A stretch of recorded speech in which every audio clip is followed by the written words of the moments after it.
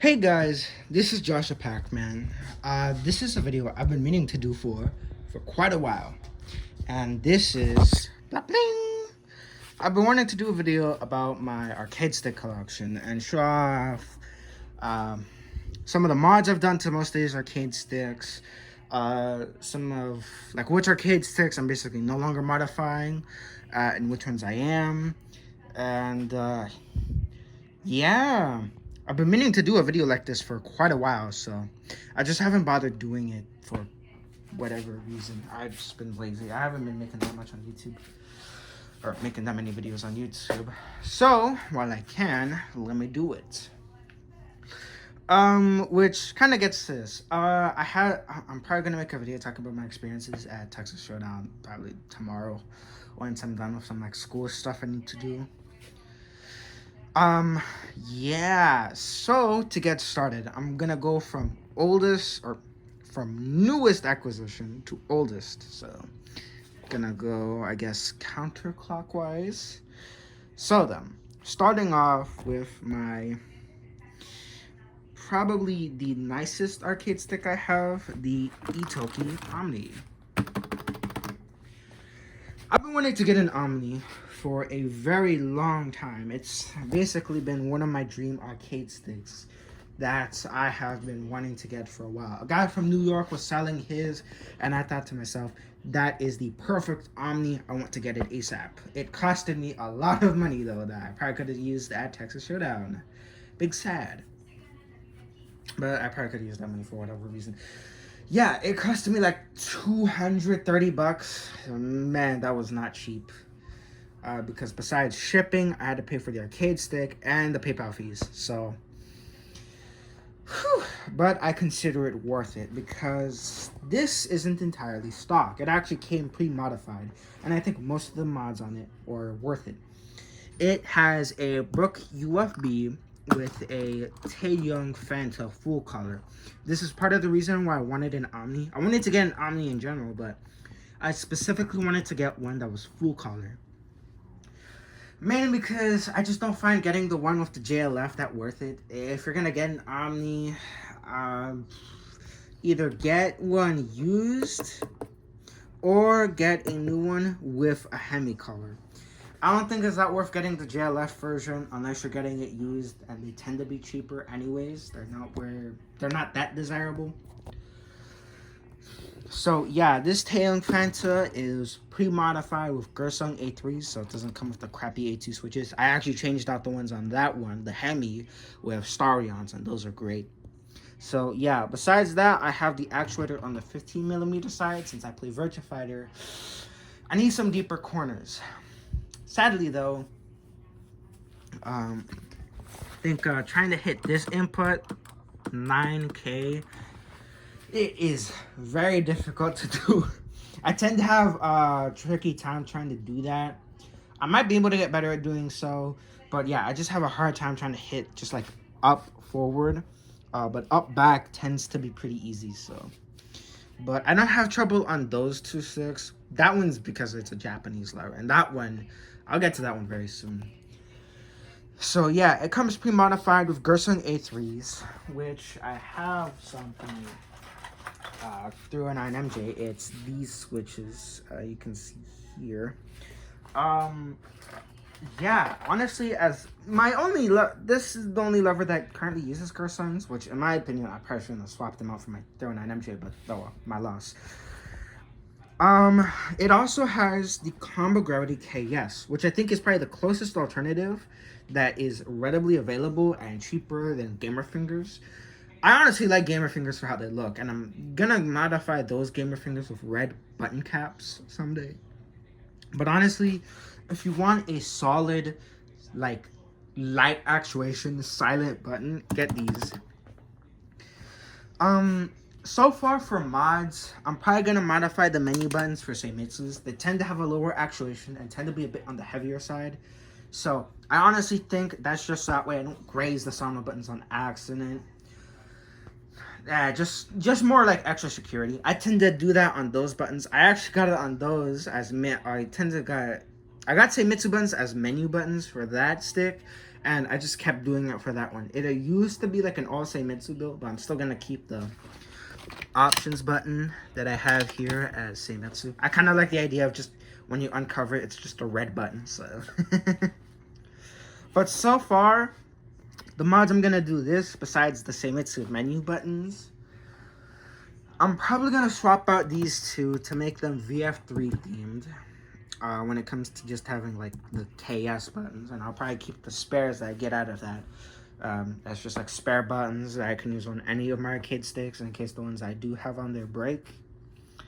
And for the lever, I'm going to swap it out for either a golden lever, a Sanjux lever, be it the V5C, V6, or V7, and a cage or Kage lever that someone on the Korean lever Discord has been making. It's very interesting, and I've been wanting to get one of those. I really like how it looks, and I'm very curious how it performs for Virtua Fighter, although I've heard some very mixed opinions about it, so.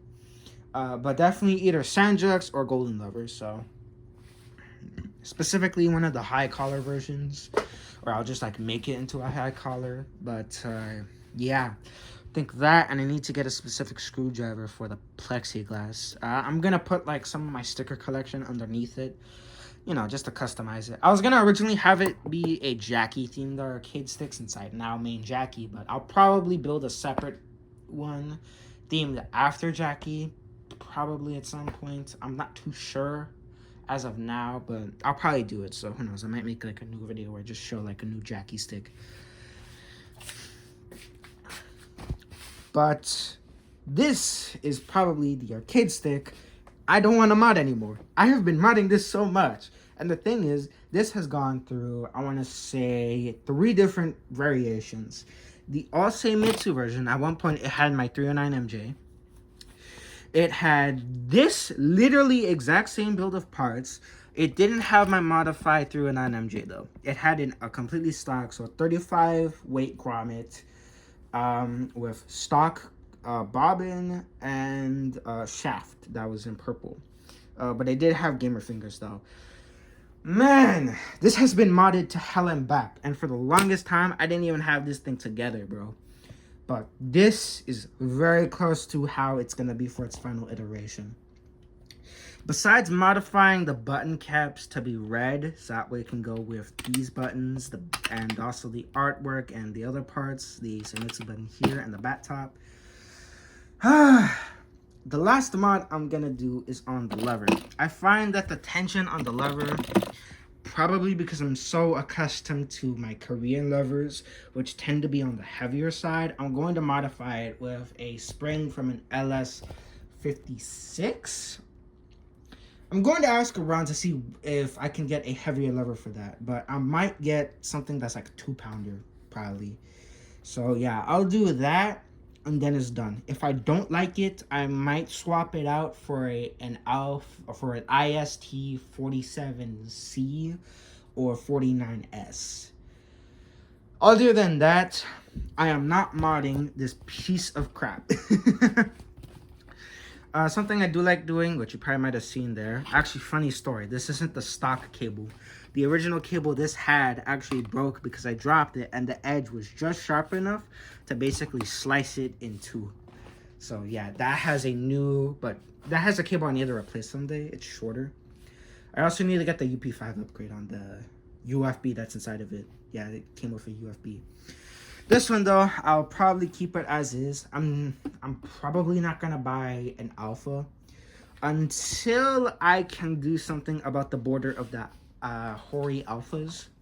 Because the thing is, I was considering getting a Tekken one, but the thing is, the bottom of it is just basic red, and the top not so much.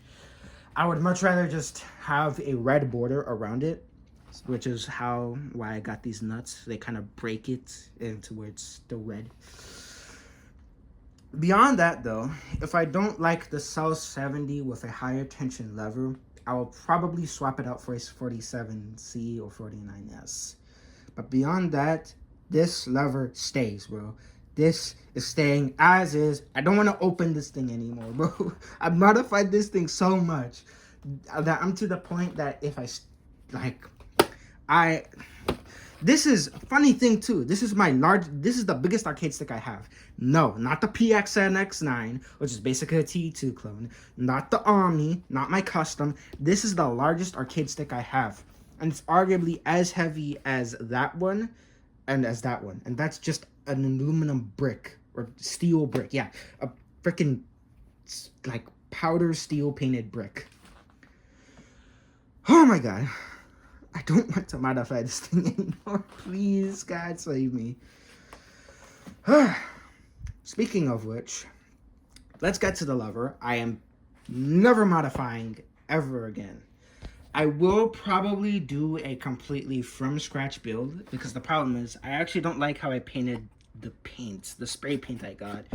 And as you can see, here's like some sweat stains. I might end up doing a thing where I just wear like fingerless gloves and I can just play on that without worrying about sweating so much. Because I'm Central American, bro. I sweat a fuck ton. I blame my dad's genetics.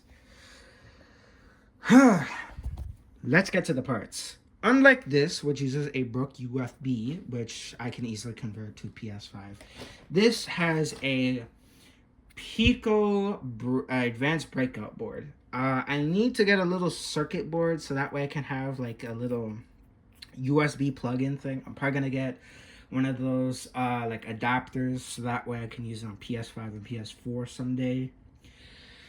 But beyond that, this was built by I think the other side fight stick builder that I learned from Reddit that builds these like friction fit cases, as you can see from these sides that have like some overspray. It's all friction fit, so I don't need bolts to screw it in. The only thing I bolted in was the mounting for my 309 MJ, which I admit I actually really dig, and ew, that I think is rusty. Ooh, brutal.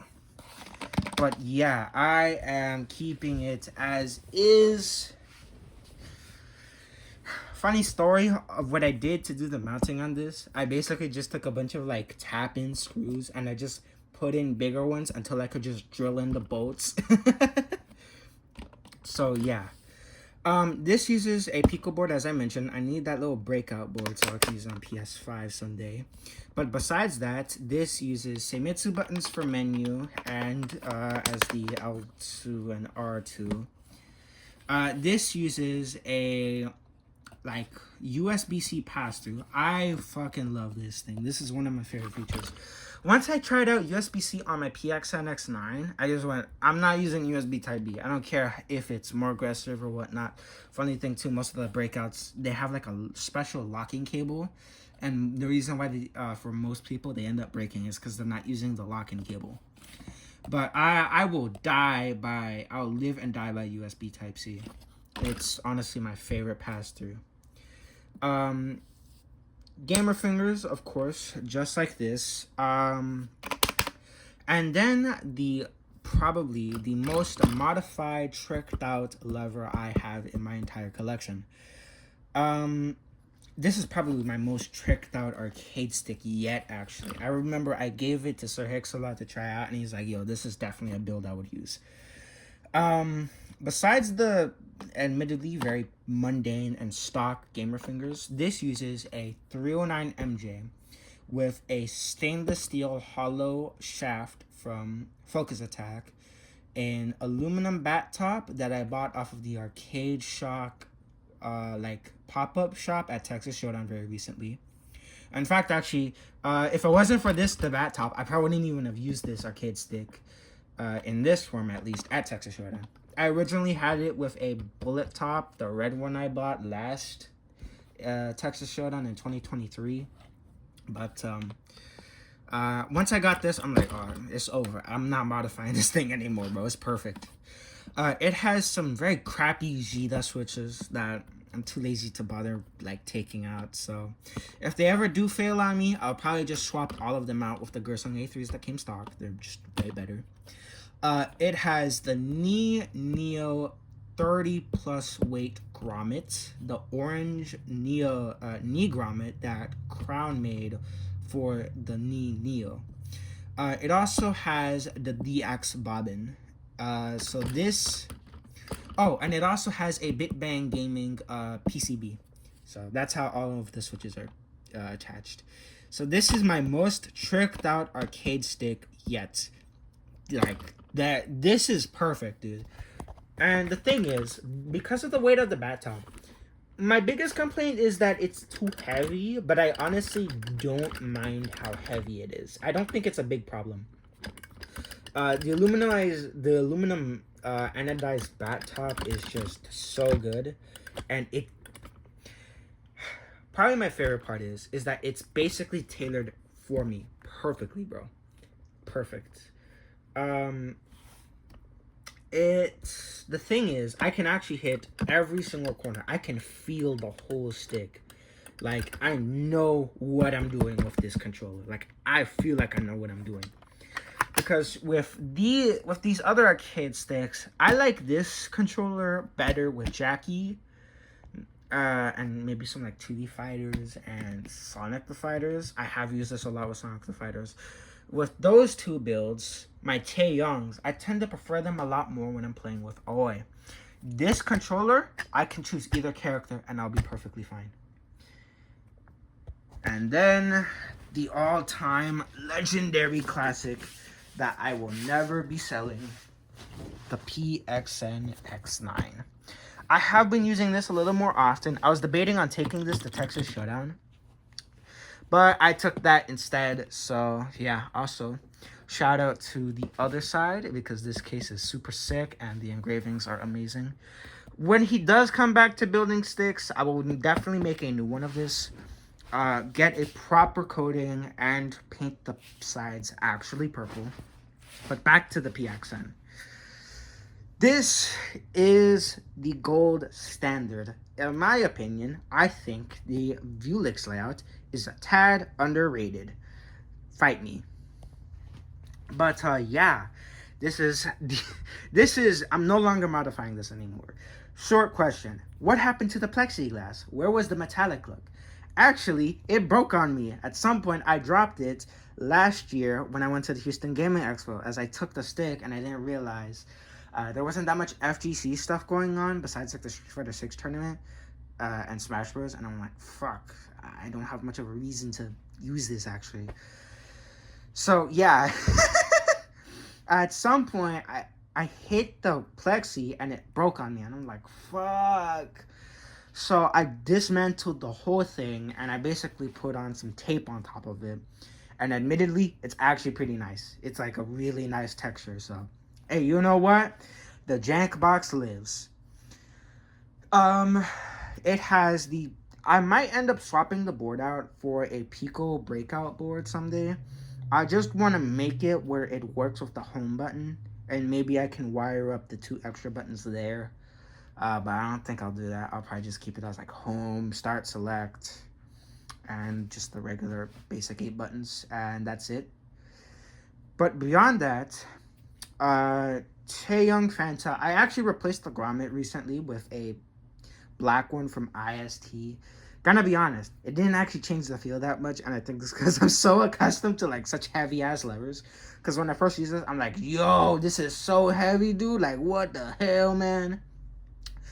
Of course, I modified it with Starion switches, 15mm side or 15.5mm actuator side, and Crown 202s. I might modify the crowns eventually with Kale Speed Coppers. That might happen someday. Very much depends on if I'm willing to open this thing one more time and swap out the switches.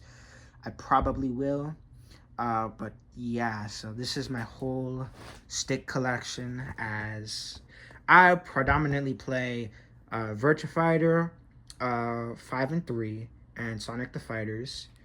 And I do occasionally play other games. I might, if I do end up picking up King of Fighters, I probably will.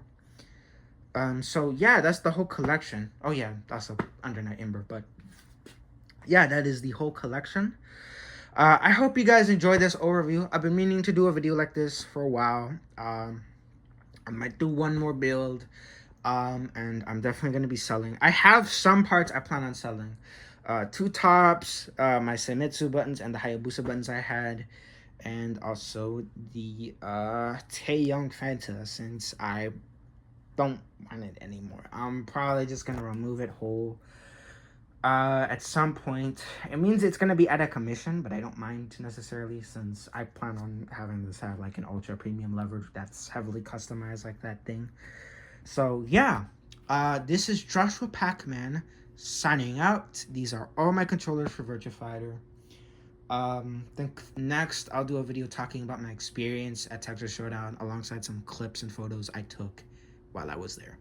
So anyways, see you guys later, and hope you enjoyed the video.